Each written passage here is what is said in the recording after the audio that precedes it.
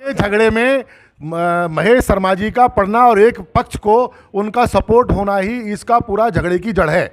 उसमें महेश शर्मा जी का बहुत बड़ा रोल है। महेश ओनली इन नोएडा, क्या इससे पहले कोई भी आज तक कोई केस नहीं हुआ जिसमें महेश शर्मा जी को जाना चाहिए था? क्या आपको नहीं लगता इसके अंदर कोई राजनीतिक षड्यंत्र की बू आ रही है? पुलिस नहीं चाह रही तो वहाँ देख रही थी, वो महेश शर्मा जी के दबाव में आके किया है उन्होंने, और मतलब उनका कुछ भी करता नहीं तो वो बाकायदा एंट्री करके अंदर गए हुए हैं और तो जबरदस्ती उन्हें फंसाया गया। उनके केस वापस लिए जाए, श्रीकांत पे जो कार्रवाई हो, मतलब जो उसका ऑफेंस बनता है उसके अंतर्गत कार्रवाई हो, तो मतलब ये सारा सुलझा हुआ है, अभी इसमें कुछ है ही नहीं।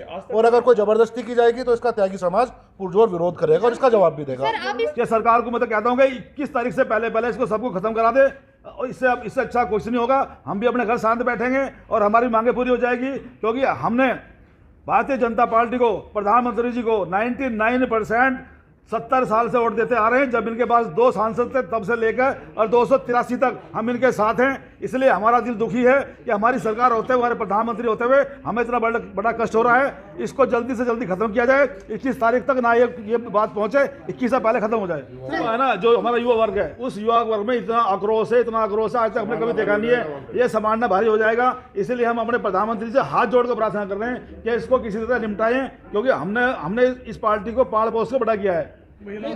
और क्या दूसरी एक महिला को न्याय दिलाने के लिए एक दूसरी महिला के साथ अत्याचार करना एक लॉ है?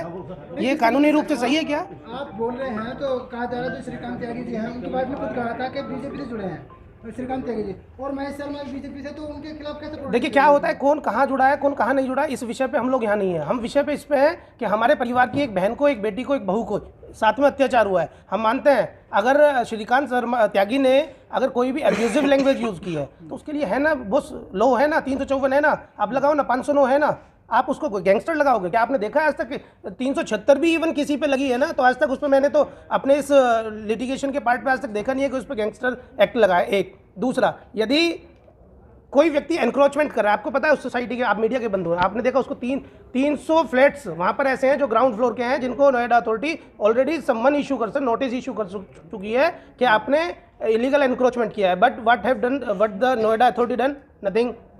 तो ऐसा तो है नहीं, इसका मतलब कुछ ना कुछ ये राजनीतिक षड्यंत्र है। एक दूसरा, ऐसे बहुत रसूखदार नेता, स्पष्ट आपके माध्यम से कहना चाहता हूं मैं, आप उठाइए, आप देखिए राकेश कुमार नीरा यादव किसके केस में जेल हुई है, उनको आप उठाइए, उसको आप उसे पढ़ेंगे, आप उसकी नीरा यादव की देखेंगे जो नोएडा अथॉरिटी की एक ऑनरेबल पोस्ट पे रही है, उनको सुप्रीम कोर्ट से भी 2 साल की पनिशमेंट मिली है। और किस चीज़ के लिए मिली है आप इस पर पढ़िए। और उस रसूखदार नेता जिसके कई हॉस्पिटल चलते हैं, उस रसूखदार नेता के हॉस्पिटल के एलोकेशन में उसको जेल हुई है, आप उसको भी दिखाइए। क्यों नहीं गवर्नमेंट हमारी उसके जो इस तरह के इलीगल कंस्ट्रक्शन है, इलीगल एनक्रोचमेंट है, उन पे क्यों नहीं आवाज़ उठा रहे हैं? क्या एक पुरुष ने जिसने अपना 10% एक्स्ट्रा अमाउंट देके अपने पार्क एरिया को अपने अकॉर्डिंग उसको ग्रीनरी में अगर कोई कन्वर्ट कर रहा है, उसमें ग्रीन बेल्ट बना रहा है, उसमें पेड़ पौधे लगा रहा है, तो उसका इंक्रोचमेंट है। पहले योगी जी को गुर्जर समाज से लड़ाया जाता है, फिर त्यागी ब्राह्मण समाज से लड़ाया जाता है।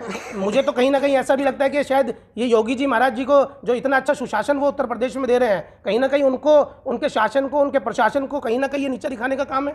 क्या आपको नहीं लगता ऐसा?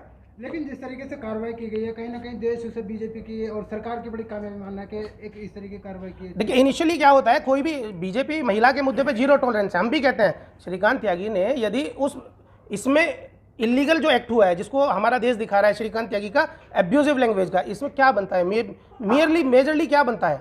509 बनेगी, 506 बनेगी, 354 भी वहाँ नहीं बनती है, क्योंकि 354 के अगर हम इंग्रेडिएंट्स पे जाएंगे तो वहाँ पर इंटेंशन होनी बहुत ज़्यादा ज़रूरत है।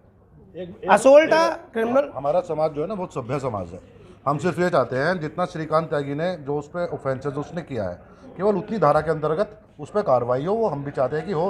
लेकिन उससे पहले आप एक बात बताइए, वो जो लेडीज़ थी, अगर वो खुद ही जज बन गई, खुद ही वो पुलिस वाली बन गई, खुद ही वो अथॉरिटी वाली बन गई, अगर कानून हाथ में लिया है उन्होंने, उनको कहाँ का हक था कि वो किसी के घर पे जाके कुछ ने गलत कर रखा? फिर तो हम भी जाएं, कुछ सब हम समाज सुधारक बन जाए, जो है सबके साथ लड़ने लग जाए। क्यों ऐसे कर रहा है भाई? यहाँ बाहर खड़े होकर ट्रैफिक के चालान काटने लग जाए हम कि भाई हम करेंगे तो उसको कोई हक नहीं है। सर ये चीज़ें न्यायालय, ये कचहरी, थाने इसलिए बनाए गए हैं कि जो आपकी दुविधा है आप जाके वहाँ रखें और आपका जो है वो केस सोल्व हो। दूसरी बात, हम सिर्फ इतना चाह रहे हैं, श्रीकांत पे जो मुकदमा लगा है उसी धारा के अंदर मुकदमा दर्ज हो जो उसने किया है। जो हमारे 6 बच्चे हैं वो बिल्कुल बेगुनाह हैं, उनके केस वापस करके वो करे जाए। महेश शर्मा जी इस कृत्य पे अपना वो रखे। श्रीकांत त्यागी पे गैंगस्टर लगाया गया है, उसको ख़त्म कराने के लिए आए हैं। जो 6 बच्चे हैं वो उन पे जो जितने भी केस हैं उन पर से वापस लिए जाएं, और जो 3 बच्चे हमारे जो और 4 बच्चे जो बचे हुए हैं उनके घरों में जो पुलिस है वो उनको परेशान कर रही है, उसको बंद किया जाए और उनके भी केस वापस करे जाएं। सर कहा तो ये जा रहा है कि पार्किंग पर अवैध कब्जा कर रहे थे, जिसको लेकर ये जो पार्किंग पे कोई गैंगस्टर मत कहिए, पहले बता आप तो रिक्वेस्ट है गैंगस्टर मत बोलिए उसको, गैंगस्टर नहीं है, एक शरीफ आदमी है वो। गैंगस्टर एक्ट जो लगा है उसी को हम यहाँ हटाने के लिए यहाँ से भाई इकट्ठे हुए हैं, ठीक है ना। इसलिए 21 तारीख को बहुत बड़ा धरना हो रहा है कि इसको हटाया जाए, नहीं हटाएंगे तो हम इसका ये धरना हमारा हमेशा के लिए जारी रहेगा जब तक ये नहीं हटेंगे। ये एक बड़ी महापंचायत है जो 21 तारीख को गेजा भंगेल में होने जा रही है, और इससे ही आगे का जो पूरा हमारा आगे की कार्रवाई, अगर ये हमारी मांगे नहीं मानी जाती तो उसके बाद हम आगे का दिखेंगे कि हमें क्या करना है। वीडियो जो वायरल हुई थी महिला से बदसलूकी के लिए, तो वो आधी वीडियो है, उससे पहले वीडियो नहीं देखी गई है। उससे पहले वीडियो देखोगे तो आप कहोगे कि महिला की मतलब उस आदमी कोई गलती नहीं है इसमें पूरा हाथ है हमारा, 100% हाथ हमारा इसके अंदर। लेकिन केस अगर हुआ है तो जो बीजेपी के सांसद है महेश शर्मा, उन्हीं के थ्रू हुआ है, तो उन्हीं की तो कह रहे हैं, किसी कह रहे हैं, उनकी बात कर रहे हैं, उनकी साजिश है। ये आरडब्ल्यूए के झगड़े में महेश शर्मा जी का पढ़ना और एक पक्ष को उनका सपोर्ट होना ही इसका पूरा झगड़े की जड़ है। उसमें महेश शर्मा जी का बहुत बड़ा रोल है। राजेंद्र अग्रवाल जी ने फोन किया उनको। हमारी सबसे बड़ी मांग ये है कि जो हमारे माननीय सांसद जी हैं इनका तुरंत इस्तीफा लिया जाए और इसकी जांच करी जाए। इसके बाद इस्तीफे के बाद तो पता चलेगा दूध का दूध पानी के पानी छन के बाहर आ जाएगा 2 मिनट में। तो दूसरी लेडीज वो महिला नहीं है, उसके छोटे बच्चे हैं, उसके छोटे बच्चे हैं जिनको 3 दिन तक अंधेरे में रखा गया, पानी नहीं दिया गया, भूखे प्यासे वहां रहे। एक उनका डॉगी है बेचारा, वो तो जानवर है एक, इतना बड़ा इन्होंने मतलब वो लेडीज नहीं है, वो बच्चे नहीं है। वो जो त्यागी गुंडा लंगड़ा त्यागी ये सब क्या भाषा है, तो ये कौन अपमानित अपने आपको करेगा इस चीज से? हम अपमानित महसूस कर रहे हैं, इसलिए हम लोग आगे आ रहे हैं। अपने समाज को बिल्कुल ठीक है। आप लंगड़ा त्यागी, गुंडा त्यागी, गालीबाज त्यागी, ये श्रीकांत लिख सकते थे। जी सर, जो महेश शर्मा जी हैं, एक बार उनका हॉस्पिटल भी जाकर देख लो, अक्रोचमेंट को पता चल जाता अक्रोचमेंट क्या होती है।